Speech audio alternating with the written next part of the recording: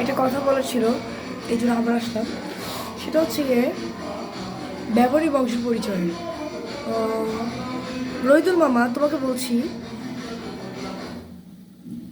মানে ইউনো এত বড় বাড়ি বানায় লাভ নাই যদি সে বাড়িতে শান্তি না থাকে। আর ভালো কথা, তুমি তো টাকা পয়সা রতন বাবার কাছে বেবি বা সজীব বাবার কাছে, কিন্তু বাবা মা না খুব কষ্টে আছে। আমার মনে হয় কি জানো, ওনারা যদি আল্লাহর কাছে চলে যায় না, কাফনের কাপড় কেনার জন্য কেউ টাকা দিবে কিনা আই ডোন্ট নো। এতটা করুণ অবস্থা তাদের। আমার মামা যা আছে না, মানে এরা আলাদা আলাদা থাকে সবাই, বুঝছো মামা? তো আমার খুব ভালো লাগলো আজকে, আমি খুব খুশি। মানে নানা নানা আছে না, এই যে নানা, নানা অনেক অনেক অনেক খুশি আমি আসছি, অনেক খুশি। বাট নানা শুনে নাই বাবা, খুশিতে নাই, নানা খুশিতে নাই। রোদের মামার কাছে পাঠাবো ভিডিও, বুঝছো? রোদের মামা দেখবে, বুঝছো?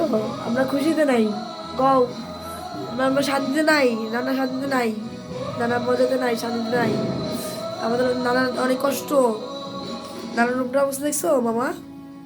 আর বড় বড় কথা বলো, আমি খারাপ অনেক কিছু বলো না, আমি তো ভাইরাল, অনেকেই বলে আমি ভাইরাল।